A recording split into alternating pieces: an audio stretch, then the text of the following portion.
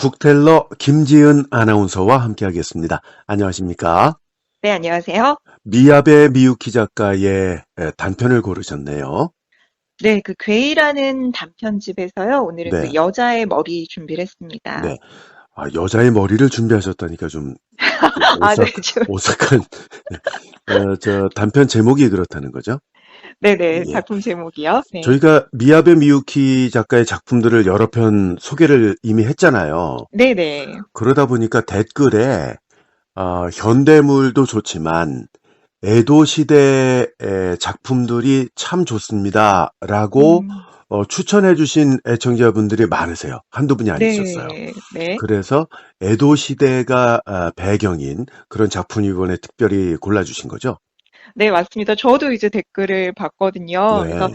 네, 저도 그 에도 시대를 배경으로 한 괴이, 진짜 괴이한 얘기들이 많이 들어가 아, 그 있는데요. 괴이하다 네. 할 때 그 괴인 거죠. 네, 네. 맞습니다. 네. 이제 뭐 보통 그 에도 시대라고 하면 1600년대 초반부터 1800년대 중후반 정도를 의미하잖아요. 그렇죠. 예. 네, 네. 그래서 이제 뭐 그때 봉건 사회도 확립이 되고 또 상권이 워낙에 이제 발달하던 시기다 보니까 음, 그 상업 발달을 위해서 각각 그 상인들이 집안에 그 고용살이 하는 사람들을 많이 이렇게 들이더라고요. 네. 네, 그래서 이 괴이라는 작품 그 전체적으로 그 고용살이 하는 사람들의 모습이 많이 담겨 있어요. 아, 그래요. 네. 네, 네. 그래서 오늘 작품도 이제 그 고용살이와 관련이 있는 또 그런 작품이기도 합니다. 네. 그러니까 지금 보니까 이게 북스피어에서 나온 거죠. 네, 네. 북스피어에서 나온 그 단편집인데 이제 뭐 미야베 미유키 작가는 뭐 미미 여사로 많이 불리고 있고요. 네. 워낙 친숙한데 일본의 대표적인 미스터리 작가이고 일본인이 가장 사랑하는 작가라고 하더라고요.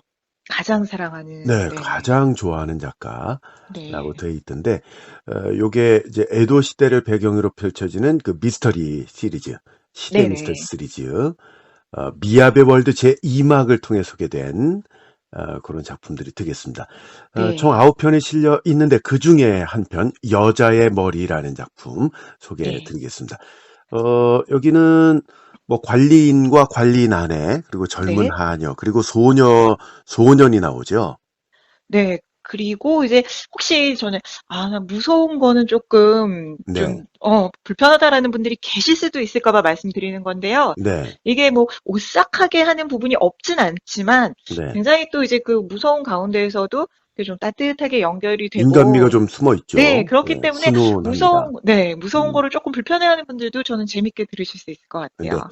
그러니까 호러보다는 미스터리 쪽에 더 가깝고, 뭐 애청자 여러분들이 많이 추천해 주신 에도 시대 배경의 미미여서 작품이니까 한번 들어보시는 것도 좋겠습니다. 네. 자, 그럼 줄거리 해설과 낭독 시작해 보겠습니다. 어머니와 단 둘이 살고 있는 10살의 남자아이 다로는 손재주가 참 좋습니다. 하지만 남자아이인데 매우 가녀리고 체구도 작아서 한 5살 정도로 보일 때도 있고요. 여자아이로 오해를 받으면서 놀림당하기 일쑤입니다. 그럴 때마다 다로의 어머니는 어른이 되면 언젠가는 손재주로 인정받으며 살 거라며 다로를 위로하고 또 다독입니다. 다로의 아버지는 다로가 갓난아이 때 돌아가셨고, 그렇기 때문에 다로의 어머니는 다로를 필사적으로 키웠습니다. 자고 먹고 하는 시간도 아껴가면서 말이죠. 하지만 그렇게 무리해서 생긴 피로가 쌓이면서 다로의 어머니는 콜레라에 걸렸고, 다로가 10살이던 그해 여름, 다로와 이야기도 나누지 못한 채 세상을 떠나고 맙니다. 그렇게 고아가 돼버린 10살 소년 다로는 어머니와 함께 살던 공동주택의 관리인 집에 얹혀 살게 됐는데요. 환갑인 나이의 관리인은 덩치가 씨름 선수처럼 크고 늘 화가 난 것 같은 표정이지만 자신의 절반 정도 덩치밖에 안 되는 아내에게는 꼼짝도 못합니다. 다루가 잔소리를 듣는 것처럼 그 관리인도 늘 아내에게 잔소리를 듣고요. 다루는 어머니를 대신해 관리인 집에 집안일을 하는 것에 대해 당연하게 여기며 자라왔기 때문에 관리인 아내의 잔소리에 신경 쓰지 않았지만 덩치도 큰 관리인이 자그마한 아내에게 꾸중을 들을 때마다 목을 움츠리는 모습이 재밌어서 그때마다 웃음을 참느라 고생하곤 했습니다. 그렇게 다로의 어머니가 돌아가신 해에 여름이 끝나갈 무렵 다로는 관리인 집에서의 더부살이가 익숙해져 가고 있었는데요. 어느 날 관리인과 그의 아내가 이 10살 소년 다로를 방으로 불렀습니다. 덩치가 큰 관리인이 먼저 입을 열었다. 내일부터 너는 고용살이를 나가야 한다. 아오이야라는 주머니 가게야. 오카와강 이쪽에서는 꽤 이름이 알려진 가게지. 그곳에 들어가서 살면서 넌 일하게 될 거다. 그쪽에서는 지금까지 몇 번인가 이 너만한 남자아이를 사환으로 두어본 적이 있지만 모두 오래 붙어있지 않았다고 하는구나. 그 가게는 친지들끼리 꾸려나가고 있고 그곳 참모들도 모조리 여자니까 이 고용살이 하기에 무서운 것은 아닐 거다.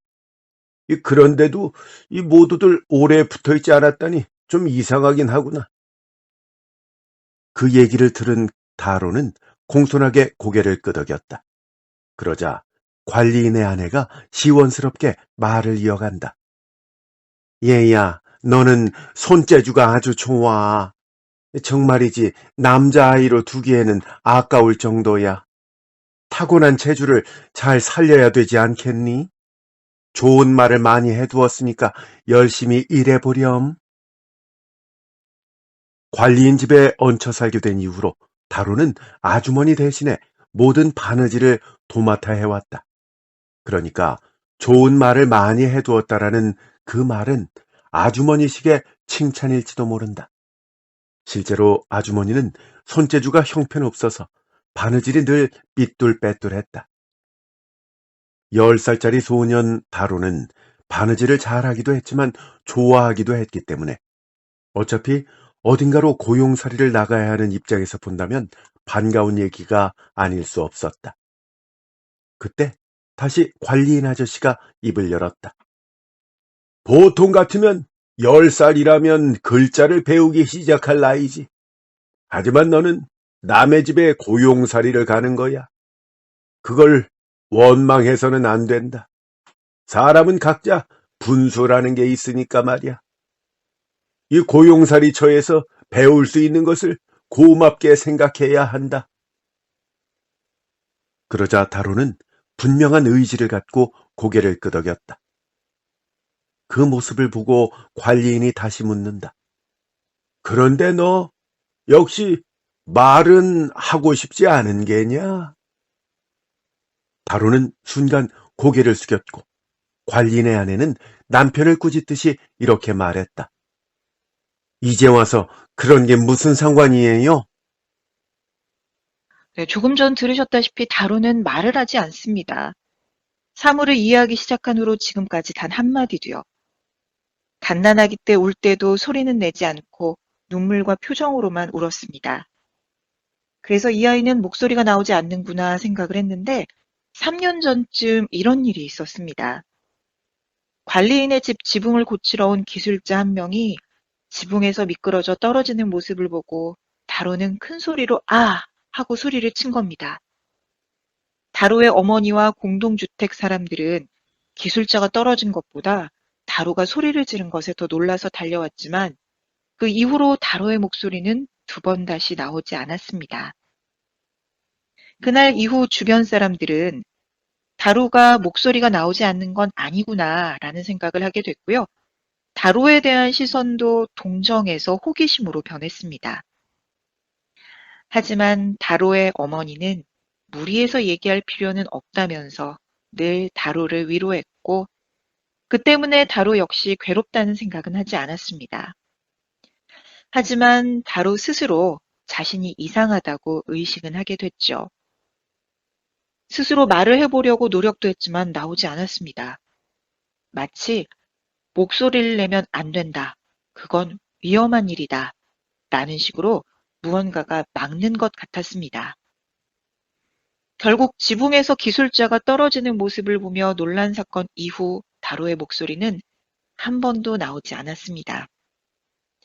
관리인 부부는 고용살이를 하루 앞둔 다로에게 그곳에서는 수다스러운 아이보다 조용한 아이를 좋아할 거라고 안심시키면서 대신에 읽고 쓰기 공부를 열심히 하라고 당부합니다.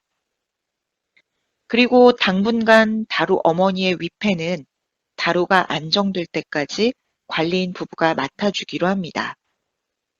그 위패는 공동주택 사람들이 고아가 된 다로가 불쌍하다면서 십시일반 돈을 모아 만들어준 건데요. 다로도 위패를 가져가고 싶은 마음은 굴뚝 같지만 당장 안치할 곳이 마땅치 않을 것 같아서 그렇게 두고 가기로 결정을 했습니다. 관리인의 아내는 다로가 고용살이를 떠나는 내일은 일찍 일어나야 한다고 당부하며 내일 아침 고용살이를 떠날 때 다로의 어머니가 만들어주신 옷을 입고 가라고 전합니다. 고용살이를 앞두고 좀처럼 잠이 오지 않은 다로는 가까스로 잠이 드는데요. 희한한 꿈을 꿉니다. 다로가 꾼 꿈은 내용이 이렇다. 자고 있는 10살 소년 다로의 머리맡에 묘하게 노란 얼굴을 한 작은 사람이 앉아 있다. 그 작은 사람은 굉장히 걱정스러운 기색으로 끊임없이 양손을 문지르고 있다. 어두워서 얼굴은 잘 보이지 않지만 그 작은 사람이 노란 얼굴에 잘 어울리는 노란 기모노를 입고 있다는 것은 알 수 있다. 마치 잘 익은 호박색 같다. 호박색은 다로의 어머니가 좋아하는 색이다. 왠지 이것이 다로에게 행운을 가져다주는 색깔 같다며 자주 이 색깔의 옷을 지어주고 이 색깔의 천으로 옷을 기워주곤 했다. 그 색깔 때문에 여자아이 같다고 놀림을 받고 있는 그런 이유 중에 하나이기도 했다. 하지만 어머니가 너는 이것만 입고 있으면 병에도 걸리지 않고 재앙도 피할 수 있을 거라며 설득하는 바람에 다로는 마지못해 몸에 걸치고 있었다. 콜레라가 돌 때도 어머니는 어떤 부적보다 호박색이 더 효과가 있을 거라고 했다. 게다가 어머니는 호박에도 신이 있을 거라며 호박을 먹지도 않았다. 꿈속에서 이게 꿈인 줄 알면서도 다로는 이런 생각을 했다. 어머니는 어째서 그랬을까? 10살 소년 다로가 고용살이로 가게 되는 주머니 가게 아오이야는 지금의 주인인 아사이치로가 2대째 주인입니다. 이곳은 원래 담배 가게를 했었는데 살담배 주머니를 직접 만들었다가 그게 좋은 평판을 받자 아예 주머니 가게로 전업을 하게 된 셈이죠. 가게 주인인 아사이치로는 술이나 도박 등을 즐기지 않고 건실하며 아내 오유와도 사이가 좋습니다. 다로를 맡아주었던 공동주택의 관리인 아저씨는 다로를 고용살이처로 데려다주며 다로가 일하게 될 아오이야에 대한 이런저런 정보를 전해줍니다. 그러면서 이런 말을 덧붙입니다. 덩치가 큰 관리인이 다로를 데려다주면서 이렇게 말했다. 예, 다로야. 주머니 가게 아오이야에는 후계자가 없어. 가게 주인 아사이치로 씨와 그의 아내 오유 씨는 10년 전에 갓 태어난 아이를 몹시 불행하게 잃으셨다. 몹쓸 자에게 납치돼서 말이야. 그리고 그 후로는 아기가 생기질 않았어. 그러니까 다로, 네가 정직하고 착하게 고용살이를 하면 틀림없이 잘 돌봐주실 거다. 다로는 얌전히 고개를 끄덕였지만 조금 노골적일 정도로 욕심어린 관리인의 격려에 평소답지 않다는 느낌도 받았다. 다로는 자신의 고용살이를 관리인이 불안해하는 것은 아닐까 하는 생각마저 들었다. 그도 그럴 것이다. 어쨌거나 전혀 말을 하지 않는 데다가 애교도 없고 하니까 금세 내쫓길지도 모르기 때문이다. 그런데 우려했던 것과 달리 다로의 고용살이는 순탄한 편이었습니다. 아오이야 주머니 가게에 사는 사람들은 공동주택에 살던 사람들 이상으로 친절하고 따뜻했습니다. 그리고 다들 부지런했고요. 아오이야 주머니 가게는 친지들끼리 소박하게 꾸려나가는 가게였고 선대 주인은 죽은 지 5년 정도 됐습니다. 그리고 장사의 세세한 일을 맡고 있는 대행수는 선대 주인 때부터 이곳에서 고용살이를 하던 고참으로 아오이아의 안주인인 오유의 아버지고요. 즉 아오이아의 주인인 아사이치로의 장인인 셈이죠. 그 외 대부분의 일하는 사람들이 주인 부부의 친지들입니다. 이곳에는 바느질 담당인 친모도 여럿 있습니다. 가게에 살면서 일하는 친모들도 있고 또 출퇴근하는 친모들도 있는데 모두 여자였습니다. 특히 친모 여자들이 어린 다로를 많이 챙겨주는 편이었어요. 일반적으로 고용살이를 하면 사화는 거의 사람 대접을 못 받는다고 들었던 다로 입장에서는 참 다행이었죠. 다로는 고용살이 첫날 주인 부부를 비롯한 모두에게 인사하고 그에게 주어진 작은 방에 짐을 풀고 행수와 하녀들과 밥을 먹었을 뿐 딱히 한 일이 없습니다. 이튿날도 마찬가지였고요. 그러자 눈치가 보인 다로가 하녀 옆에서 서성거렸더니 눈치를 챈 하녀가 낡은 수건과 반짓고리를 주면서 걸레를 만들라고 시켰습니다. 다로의 빠르고 놀라운 솜씨에 하녀는 놀랐고 다음 날과 그 다음 날도 다로는 걸레, 버선 등을 바느질해서 칭찬을 받곤 했습니다. 그렇게 4, 5일이 지났고요. 엄하게 부려먹지 않아 다행이라는 생각이 들면서도 다로는 뭔가 이상했습니다. 특히 제일 이상한 건 주인 부부라는 생각을 했는데요. 처음에는 안주인 오유의 말소리가 매우 작고 떨리는 것처럼 가늘다는 생각뿐이었는데 어느 순간 주인 부부가 자신을 주시한다는 느낌을 받았습니다. 또 어떨 때는 미소를 띠며 바라보기도 하고 어느 날은 눈물 어린 눈으로 바라보기도 하고 말이죠. 이런 것들이 10살 소년 다로에게는 편한 고용살이의 상황과 더불어 으스스함을 느끼게 했습니다. 그렇게 고용살이를 시작한 지 열흘째 되는 날, 젊은 하녀 한 명이 다로에게 말을 겁니다. 너 왠지 불편한 기분이 들지? 이 젊은 하녀는 미인은 아니지만 얼굴에 활기가 넘친다. 식초를 친 음식처럼 산뜻한 성격을 가지고 있었다. 다로는 하녀의 질문에 망설이지 않고 고개를 끄덕였다. 그러자 젊은 하녀는 나무 상자들 사이에 걸터앉으며 다로에게 말을 이어갔다. 이제 곧 아오이야 가게 주인인 나리와 마님께서 말씀하실 테니까 내가 말해서는 안 될 일이지만 네가 신경을 쓰는 것 같고 또 안색이 좋지 않아서 가엾으니까 몰래 가르쳐 줄게. 넌 있잖아. 사실 사환 고용살이를 위해서 불려온 게 아니야. 넌 양자 후보로 온 거야. 물론 남자아이라도 다 되는 건 아니지. 게으르거나 손버릇이 나쁜 아이면 곤란하잖아. 가능하면 가게를 위해 일할 수 있을 만큼 손재주 좋은 아이가 좋고, 그래서 우선 일꾼으로 이 집에 들여 살펴보고 괜찮아 보이는 아이면 양자로 들이자 생각하고 계시는 거야. 다로는 이제야 상황이 좀 이해가 되는 듯 했다. 그러니까 사환 고용살이로 온 것이 아니라 양자 후보로 왔다는 얘기다. 젊은 하녀는 살짝 웃으며 계속 말을 이어간다. 고용살이 일꾼으로 집에 들여놓으면 그냥 일꾼으로 대하면 되는데 나리도 마님도 마음씨가 착한 분들이라서 어린아이를 마구 부려먹는 건 도저히 못하시지. 게다가 양자로 삼을지도 모르는 아이라고 생각하면 처음부터 정이 가니까 말이야. 너 그런데도 오히려 기분이 으스스했지?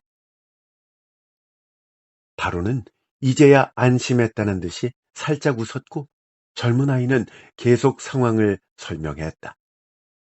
지금까지 데려온 아이들이 한 3명쯤 됐었는데 결국 나리와 마님 눈에 차지 않아서 집으로 그냥 돌려보내고 말았어. 네가 4번째 거야. 근데 내 짐작인데 나리와 마님이 너를 상당히 마음에 들어 하시는 것 같아. 슬픈 얘기라 아무도 굳이 입에 담지는 않지만 나리와 마님은 10년 전에 자식을 잃으셨거든.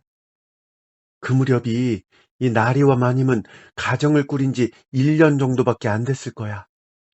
당신은 성대 나리와 마님이 가게를 맡으셨던 때고, 나는 그때는 아직 고용살이 전이라서 잘은 모르는데, 태어난 지 겨우 7일밖에 안 된 아이를 유괴를 당하셨대.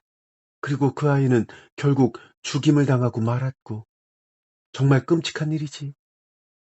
슬픔에 겨운 나머지 당시 작은 마님이자 지금의 안주인이신 오유 마님은 몸져 눕게 되셨고, 반년이나 자리에서 일어나질 못하셨대. 그 아이 남자아이였다고 하는데 살아있었다면 딱 너만한 나이지. 만약 너 양자가 된다면 두 분께 꼭 효도하렴. 우리도 잘 부탁하고. 젊은 하녀로부터 이런저런 사정을 들은 10살 소년 다로는 나름 의문도 풀리고 어깨의 짐도 덜어낸 것 같았습니다.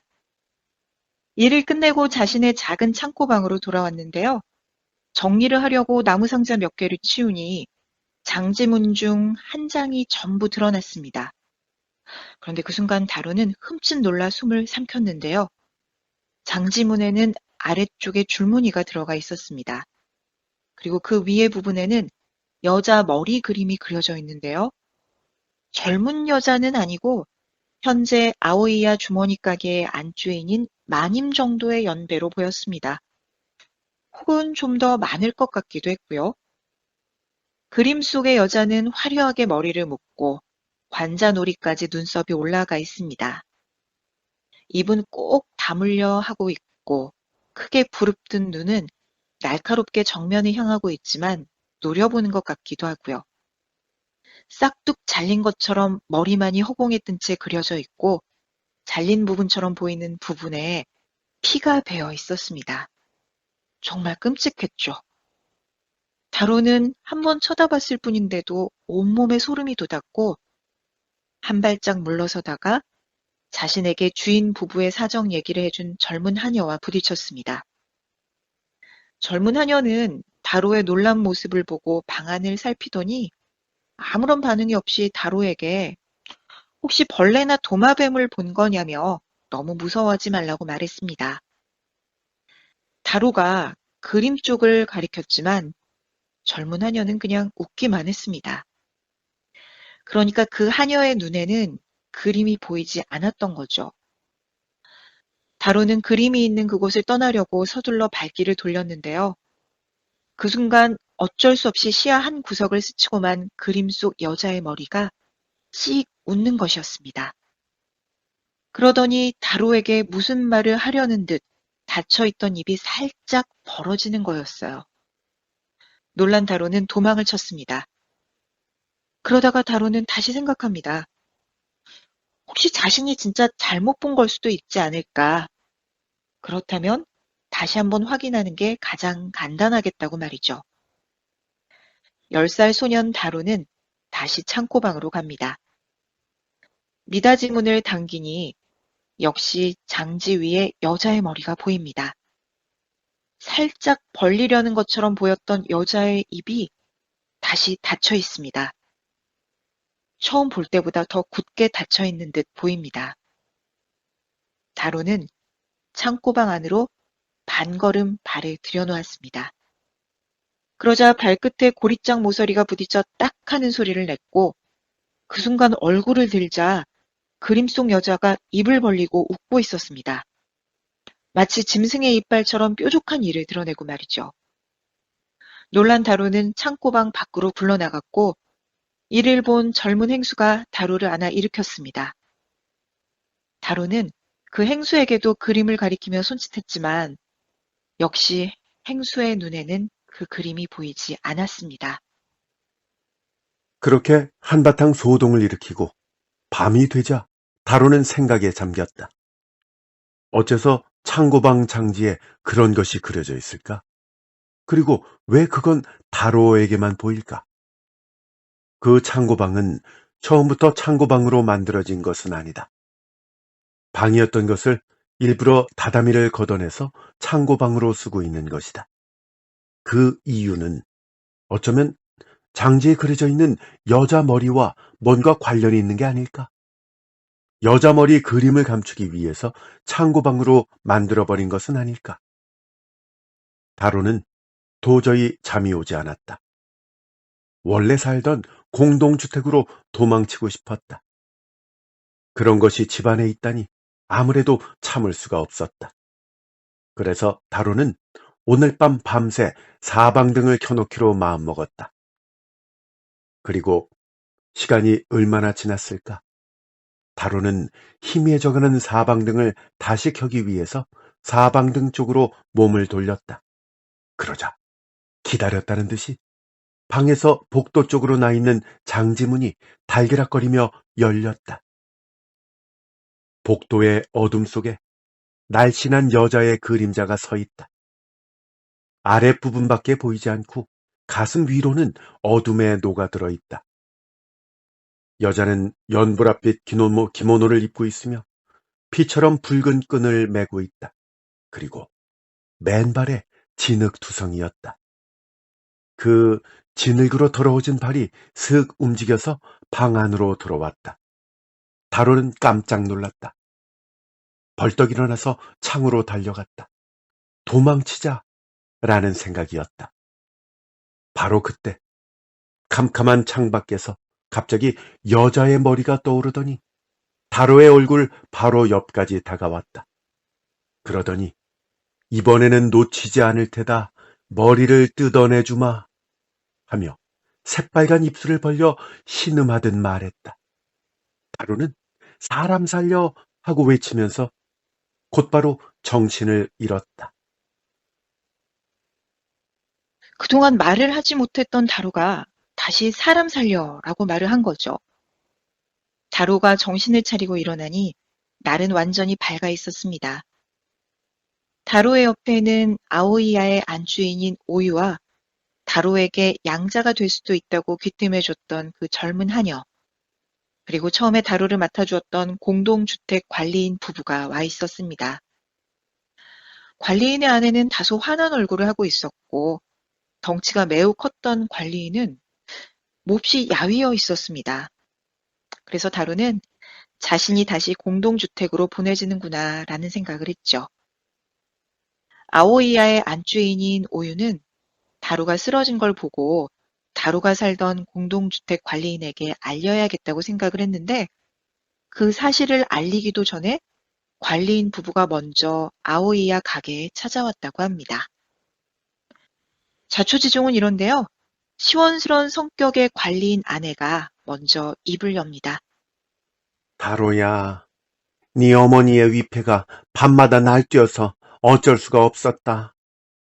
네가 떠나고 난 뒤 불단 속에서 밤새 털그럭거리며 소리를 냈지 뭐니. 네가 걱정돼서 그러는 것 같았어. 그래, 우리는 매일 향을 올리고 절을 하면서 성불하라고 말해줬지만 네 어머니는 들어주질 않는구나. 그래서 어쩔 수 없이 네가 어떻게 지내는지 직접 보기 위해서 이리로 달려온 거야. 바로 내 남편 좀 봐라. 이 아저씨 많이 야위었지? 네 어머니의 위패가 날뛰니까 잠을 못 자겠대. 그러자 관리인이 멋쩍은 듯이 뒤통수를 벅벅 긁으며 이렇게 말을 했다. 찾아와 보니까 네가 어젯밤에 쓰러졌다고 하지 뭐냐. 역시 네 어머니가 걱정하는 대로 네 몸에 무슨 일이 일어나고 있던 게로구나. 자, 말해보렴. 네 어머니의 영혼을 위해서라도 넌 지금부터 정신을 바짝 차려야 돼. 이 얘기를 들은 다로는 자신이 본 것들에 대해서 이야기를 했다. 스스로도 깜짝 놀랄 만큼 술술 말이 나왔다. 속 깊은 곳에 있던 말을 토해내니까 기분이 좋았다. 다로의 이야기를 듣자 아오이야 가게의 안주인인 오유가 눈물을 흘렸다. 그러더니 그동안의 가는 목소리와는 다르게 기쁨에 찬 목소리로 다로에게 너는 우리의 아이다 라고 말했다. 다로가 보았던 장지의 그림 속에 있는 그 여자의 머리가 눈에 보였다면 분명히 자신들의 핏줄이라고 덧붙였던 것이다. 이야기의 내용은 이렇습니다. 10년 전 현재 아오이아의 주인인 아사이치로와 오유 사이에서 태어난 아기를 유괴한 사람은 이전에 아오이야 가게에서 하녀로 고용살이를 하던 오키치라는 여자입니다. 그 오키치는 그 무렵 30대 중반이었는데 매우 요염하고 아름다운 외모를 지녔습니다. 하지만 직업 소개꾼에게 자신의 신상을 모두 거짓으로 말할 정도로 행실은 좋지 못한 여자였죠. 당시 아사이치로보다 연상이었는데요. 오키치는 처음에 부지런히 일하는 척하면서 아사이치로의 시중을 드는 데 열심이었습니다. 하지만 아사이치로는 왠지 이 여자에게 마음을 허락하면 안 될 것 같다는 생각이 들어서 늘 조심했죠. 물론 태생이 착한 편이라 오키치에게 함부로 대하진 않았고요. 그런데 오키치는 자신이 아사이치로와 혼인해 아오이아의 안주인이 될 거라며 헛소문을 내고 다녔습니다. 마침 당시 아사이치로는 현재 아내인 오유와 혼담이 오가던 시기라 매우 난처했죠. 이에 아사이치로의 부친이자 당시 아오이아의 주인은 오키치를 해고했습니다. 오키치가 화를 내자 아사이치로는 자신의 부친 앞에서 자신은 오키치와의 사이에서 아무 일도 없었음을 밝혔고, 그러자 오키치는 각오하라는 협박과 함께 결국 떠났습니다. 그로부터 석 달 후 아사이치로는 오유와 결혼을 하고 이후 아기가 태어났죠. 그런데 잠깐 눈을 뗀 사이 아기가 유괴되고 만 것입니다. 아기의 이름도 지어주기 전이었어요. 아오이야 가게에서는 관청에 신고를 했고 하녀였던 오키치가 범인임을 확신했습니다. 하지만 오키치는 그리 머리가 좋은 여자는 아니었기 때문에 여기저기 흔적을 많이 남겨두었습니다. 그래서 사건 발생 사흘도 지나기 전에 그 오키치 그녀가 자신의 고향 마을 변두리 폐가에서 아기와 둘이 숨어 있다는 사실을 알게 됐죠. 그러나 그녀는 쫓아간 추격자들을 아슬아슬하게 따돌리고 도망쳤습니다. 결국 해가 진 후 마을의 한 창고방으로 도망쳐 들어간 그녀를 붙잡을 수 있었는데요. 아기의 행방을 묻자 그녀는 도망가는데 방해돼서 밭에 버리고 왔다면서 비웃듯이 말했습니다. 어차피 처음부터 죽일 생각이었다고 하면서 말이죠. 추격자들과 아오이야 가게 사람들은 그 아기를 찾아다니기 시작했다. 그러나 끝끝내 아기는 찾을 수가 없었고 다음날 아침 마을 북쪽에 있는 수로 쥐수구에서 아기가 입고 있던 벤의 옷이 울타리에 걸려 있는 것을 발견했을 뿐이다. 아기는 당연히 물에 빠져 죽었을 것이라 생각했고 이에 상심한 아기 엄마 오유는 건강이 나빠져서 더 이상 아이를 낳을 수 없는 몸이 되었다. 아기를 유괴했던 오키치는 아오이야 가게 이전에 일했던 곳에서 돈을 훔쳤던 사실도 알려져서 결국 교수형에 처해졌다. 목이 베어졌던 것이다. 그녀는 목이 베이기 직전에 이를 박박 앓면서 그때 사실은 아기를 버린 것이다.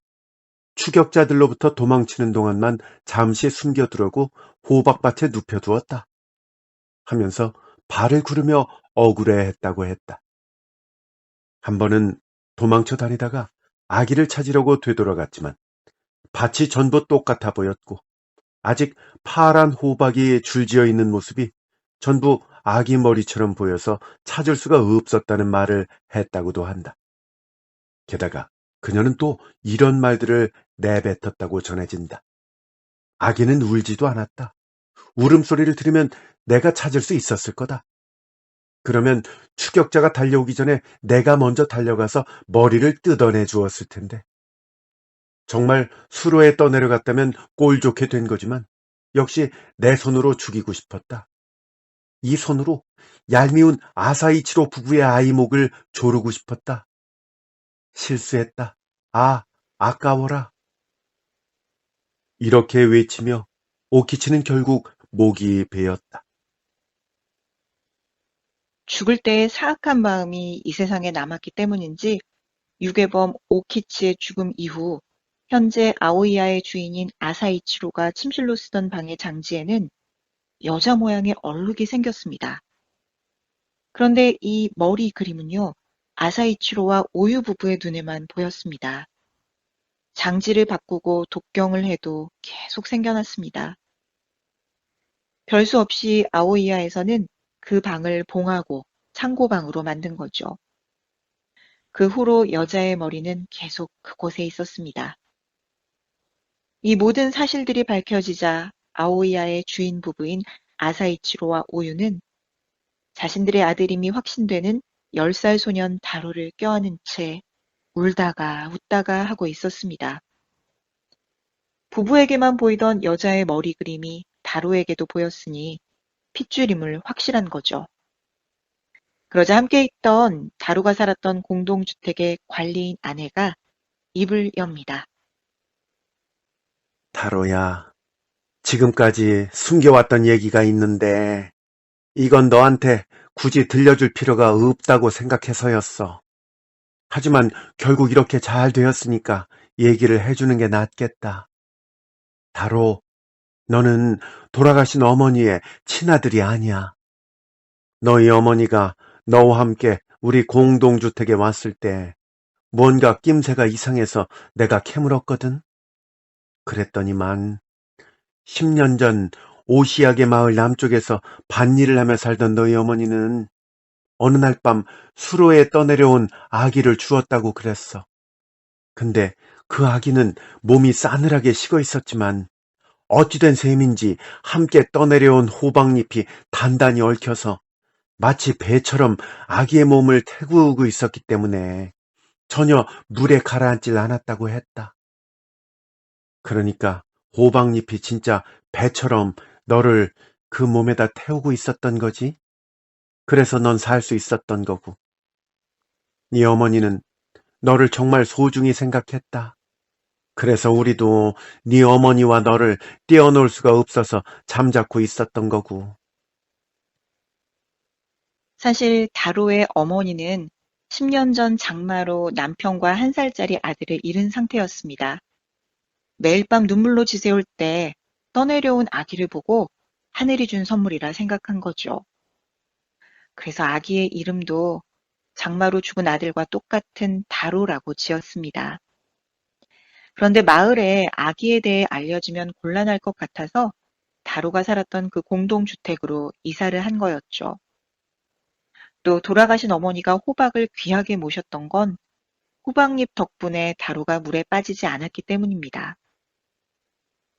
다로는 어머니가 얘기하던 호박의 신이 자신의 목소리를 봉해 울음소리를 내지 않을 수 있었고 그 덕에 유괴범 오퀴치로부터 목숨을 구한 거라 생각됐습니다.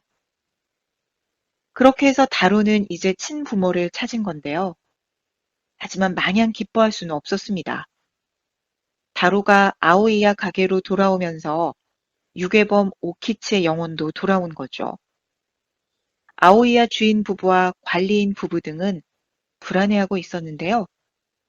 이때 다로는 공동주택을 떠나던 날 밤 머리맡에 앉아있던 노란 얼굴을 한 작은 사람을 떠올리며 자신에게 뭔가 생각이 있다고 자신 있게 말합니다. 그렇게 해서 드디어 밤이 됐습니다. 밤의 어둠은 숨 막힐 정도로 짙고 무서웠다.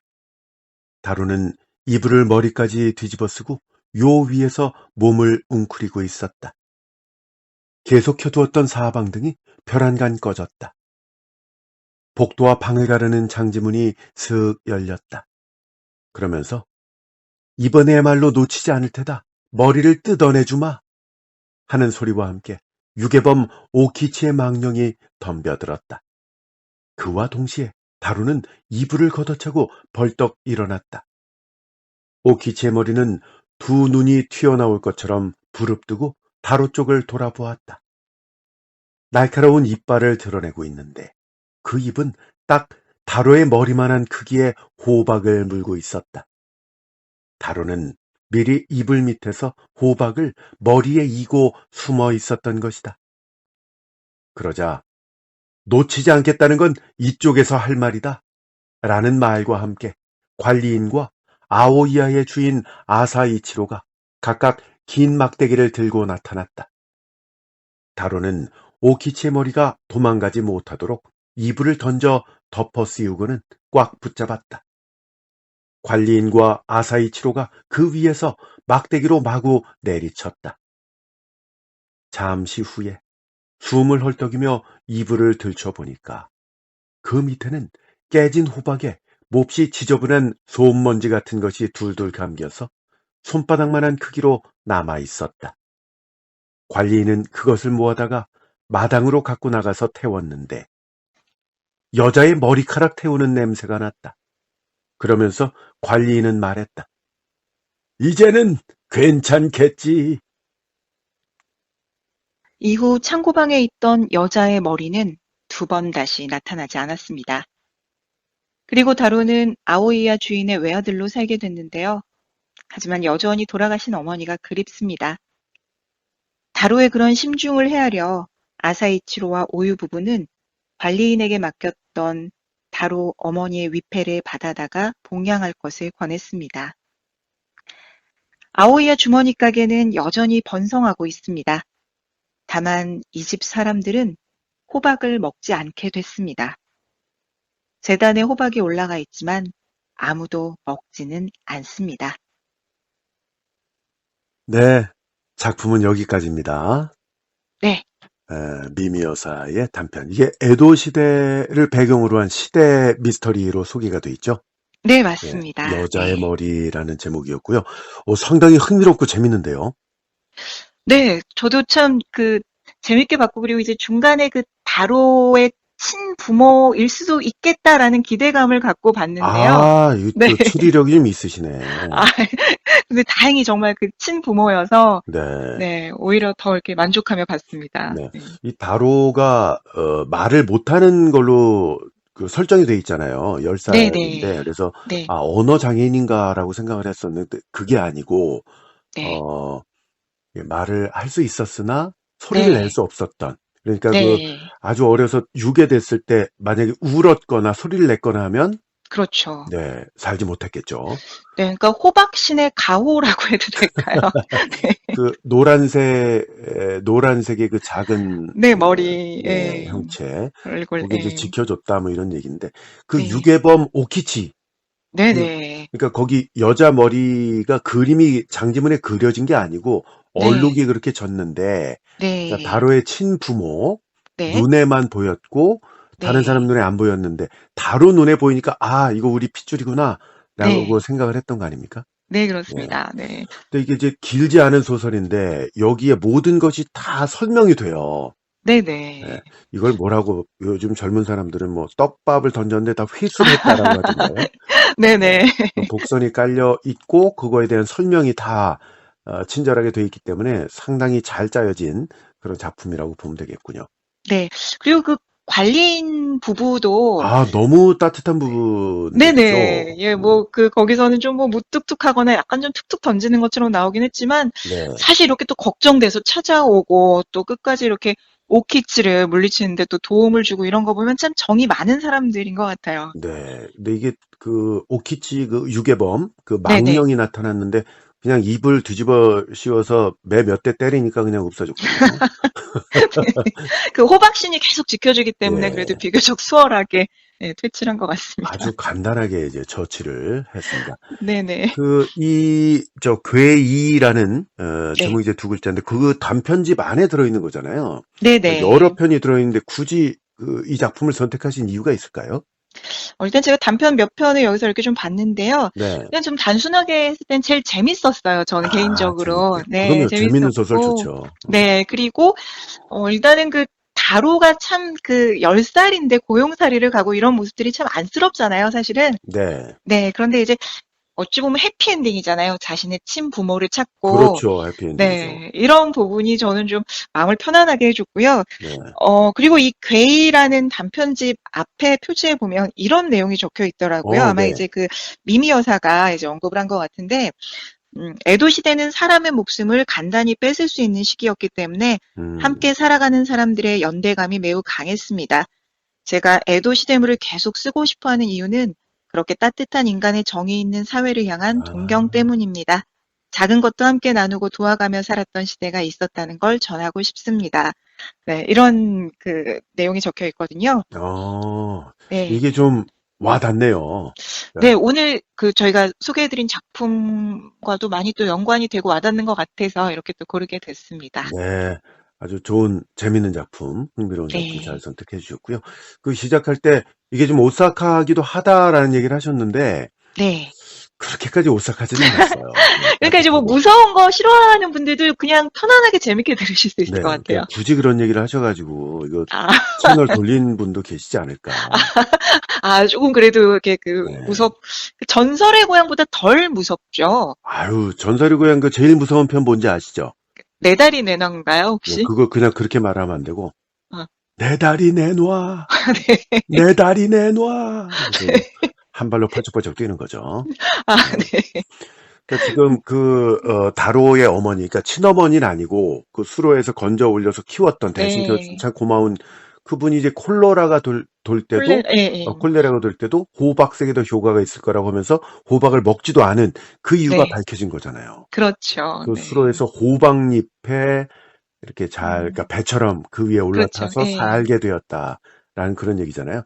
그러니까 이게 하나하나 그 장면 장면을 살펴보면 이게 곱씹게 되는 부분들이 나오네요. 네, 정말 앞서 말씀하신 것처럼 떡밥들이 다 회수되는 느낌이라고 할까요? 네, 네. 맞아요. 그래서 그런 점에서 아주 재밌게 읽을 수 있는 소설이었고, 저 북텔러 김지은 아나운서와 함께 그 다룬 작품들 가운데 미야베 미유키의 현대물들이 꽤 많아요. 네. 축살인, 음, 제목이 좀 방어적이고, 이 아이는 누구 아이, 네. 또 우리 이웃의 범죄, 그리고 네. 또 가장 많은 사랑을 받았던 것이 바로 누군가라는 작품이고요. 네. 그리고 가상 가족놀이 꽤 많이 하셨네요, 미야베 그러네요. 미유키. 네. 예. 팬이신가 봐요. 예. 근데 네, 근데 이게 음, 참 계속 읽다 보면요. 정말 빠져들 수밖에 없는 것 그렇죠. 같아요. 그래서 네. 조금 전에 소개해드린 이미 올라가 있는 작품들은 현대물들이에요. 네. 근데 이제 현대물도 상당히 그 재밌는 작품들만 저희가 골라서 보내드렸기 때문에 저희 채널에 지금 들어와 계실 테니까 재생 목록에 보시면 북텔러 김지은 아나운서라고 재생 목록을 따로 마련해 놨거든요. 네. 아니면 저희 채널에서 검색을 미야베 미유키로만 하셔도 그동안 올라갔던 작품들 다 확인하실 수 있으니까 여러분들의 많은 참여 부탁드립니다.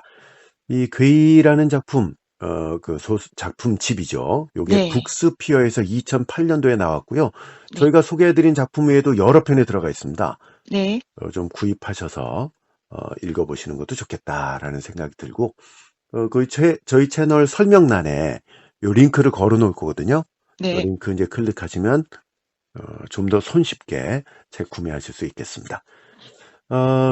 저희 채널 많이들 사랑해 주시는데 그래도 좀 부탁드려야 될 말씀이 있죠. 일단 구독 신청. 네. 그리고 또 알림이라고 하나요? 네, 저희 이제 알람이라고도 하는데 알람. 예. 그 네. 알람은 이제 새로운 작품이 떴을 때 네. 그걸 바로 아실 수 있고 바로 들으실 수 있도록 해 놓는 장치가 되겠고요. 그리고 또 네. 댓글 중요합니다. 네. 정말 댓글을 통해서 저도 많이 또 이제 반영을 소통이 하게 되죠. 되고, 네. 네. 그리고 또 댓글을 보다 보면 구독자분들이, 이런 부분은 조금 또 이렇게 좀 고쳐졌으면 좋겠다라고 지적해 주시는 부분도 있어요. 있고, 맞아요. 네네. 네. 그런 부분 또 제가 참고하게 되고, 또 저희 작품에 더해서 또 많은 정보들을 올려주시는 분들도 그 계시더라고요. 제야의 고수들이 많으시더라고요. 그러니까요. 그냥 이렇게 읽는 게 너무 죄송스러울 정도로, 네, 네. 정성스럽게 정보들을 주셔서 또 많이 저도 그렇게 또 보고 도움을 받고 있습니다. 네, 그 댓글 올려주시면 저희 채널에 큰 도움 되고요. 또 이 네, 진솔한 감상 댓글 주시면 이 김지은 아나운서가 또 답신도 이렇게 드리게 됩니다. 네, 기대하셔도 좋겠고, 그리고 그 구독은 다시 한번 좀 말씀드리면 저희 채널 그러니까 누가 들으셨나 이렇게 나오거든요. 네. 구체적으로 어떤 분이 들으셨다는 게 나오는 게 아니고 구독하신 분, 안 하신 분.